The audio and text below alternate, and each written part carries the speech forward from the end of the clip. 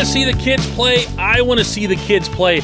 I also want to see the kids succeed. Good morning to you. Good Monday morning. I'm Dejan Kovacevic of DK Pittsburgh Sports, and this is Daily Shot of Pirates. Comes your way bright and early every weekday morning if you're into football and or hockey. I also offer up daily shots of Steelers and Penguins right where you found this. The Pirates are in Los Angeles the next 3 nights, beginning tonight, 10:35 p.m. First pitch. Stephen Brault taking the mound at Dodger Stadium.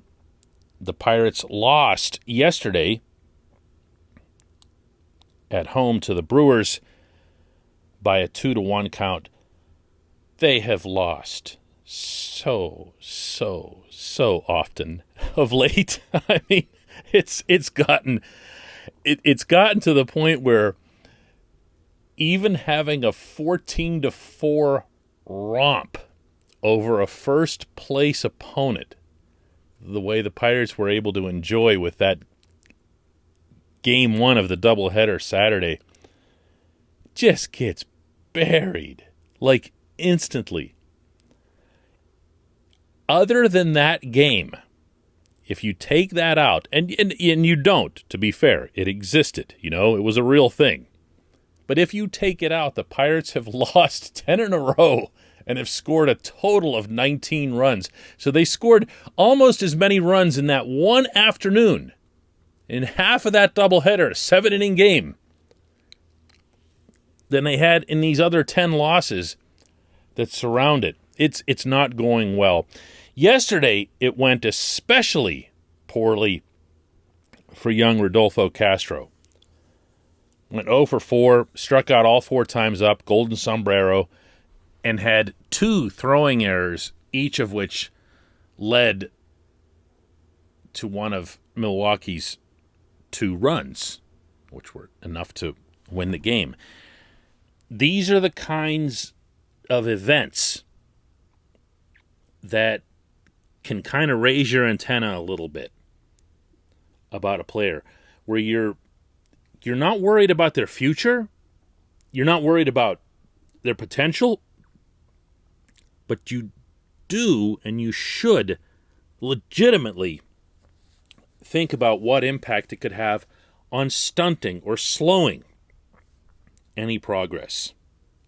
Now, I gotta testify here that Castro, for a 22-year-old, has, what's the word I'm looking for here? Like, if there's a word that exists between confidence and cockiness, that's him. Okay? I don't know that there is one, but maybe we should come up with one in the English language. He's right in that mix. He's very confident, but he's more than that. And then when you think of cockiness, you almost always think of it in a negative connotation, and he's actually just a delightful kid to be around. So that's all good. That's all positive. And when you see him, and when you're around him when he's not doing well, and you see that he's maintaining that same spirit, there's an instant tendency to not worry about him. You just say, whatever. And to an extent, the numbers will bear that out.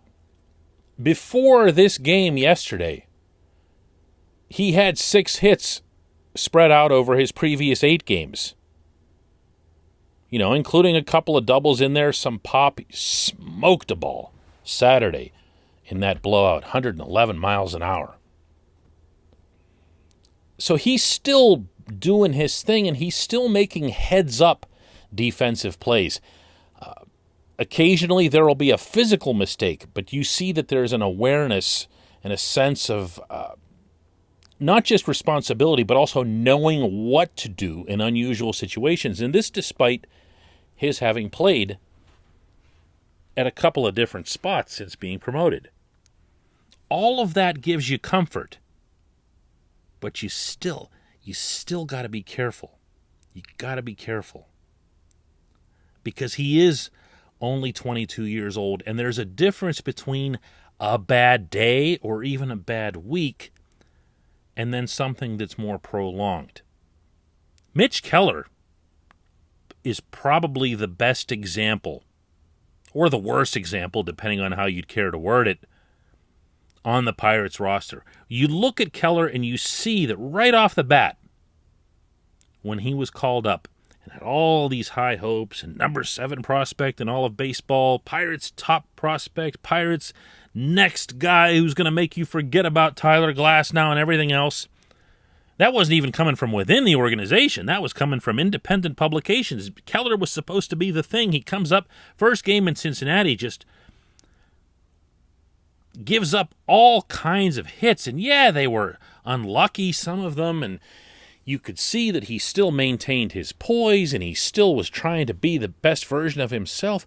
But eventually, it just kept happening and happening and happening. And it got to the point, I believe, where the negative results superseded whatever it was that he was actually trying to work on process-wise. And it set him back. And maybe, not to be that guy, but maybe it set him back for good. You know, there's a part of me that already thinks that Keller isn't going to be anything more than just an ordinary guy in the majors, even if he gets it all together. That might sound unfair, but hey, he's not a child. He's 26 years old. Castro, still a child. Still just giddy about being in the majors. He's going to be giddy beyond words to see Dodger Stadium this week and everything that goes with all of that. It'd be another place that he dreamed of playing when he grew up. Never mind that he was in Altoona a month ago. So that's going to be in play here. But there's also a side of this that's not just play the kids, play the kids, play the kids. And I'm going to say it once more that I'm one of those people. But you also got to monitor it. You got to watch it. You got to pull them back every once in a while and say, hey, listen, we appreciate what you're doing here. We appreciate the path that you're on, but how about for this game tonight, you just take a seat and watch somebody else, and, you'll be right back at it on Tuesday or Wednesday or whatever it is. Or if you're Derek Shelton and you believe that the kid will bounce back more readily by throwing him right back out there, then do that. But one way or another, look out for the kid's future way more than whatever you think might be gained by just throwing him out there every single day if things don't go well. When we come back, just one question.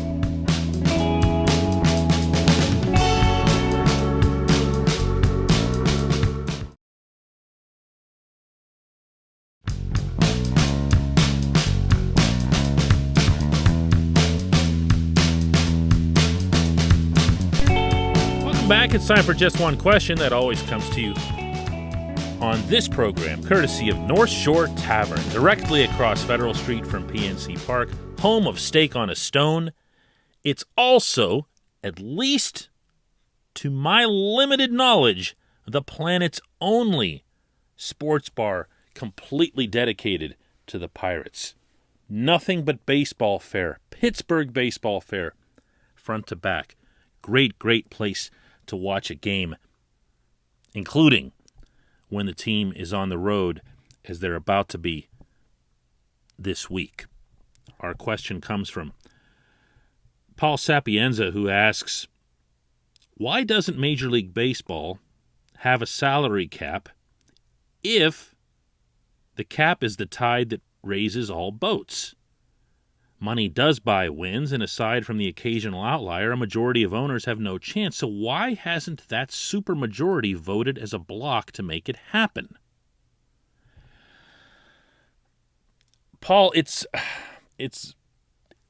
a little bit more layered than let's get all the other owners together and go after the top 7, 8, 10 teams. The way this has happened in the past in the other leagues, and mind you, it has now happened in all of the other leagues, the NFL, the NHL, the NBA, Major League Soccer, you name it, they all have a salary cap system, and the systems are virtually identical. Baseball's the only one left operating the way it is, and as you can plainly see, and I can tell from the intonation of your question, it's only getting worse. It's only getting worse. And beginning tomorrow night at Dodger Stadium, you're going to see firsthand how much worse it's getting, because those are going to be brutal, brutal games. Not exactly a bold prediction on my part here. Why hasn't it happened? The simple reason is that the owners have lacked a commissioner with the resolve to unite them. Someone that they could really get behind. If you go back to the most recent example of a league going to the salary cap, that was the NHL, shortly after the beginning of this century. The NHL's owners all had one commonality, and that's that almost all of them were losing money. That's not the case in baseball right now. So right off the bat, I guess you can call it strike one. But because they had that, all that had to happen was that the commissioner, Gary Bettman, needed to get everyone on the same page. And he chose, rather than to take small market or small revenue owners and unite them in force, because that's just not how it works. Everyone has to get behind the commissioner.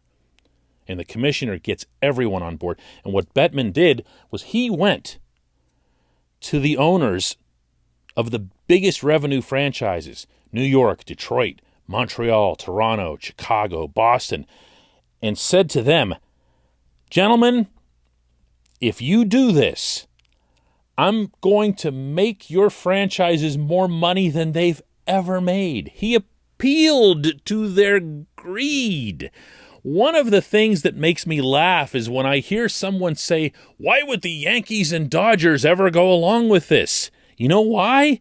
Because the owners of the Yankees and the Dodgers would be multiple times over wealthier than they are now.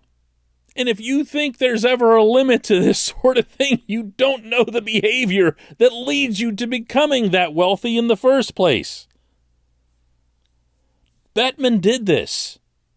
He didn't just go for the cheapskate big market owner, which was Jeremy Jacobs in Boston. He went to all of them and told them, you can become filthy blah, blah, blah, blah, blah rich off these franchises. You just have to go along with this cap. And guess what? They did. But you know the other difference in this equation? Yeah, Rob Manfred. So the best hope that's out there for baseball is that the owner's side and the players' side / agents, never underestimate the influence of Scott Boras and everybody in that world, really, really hate each other.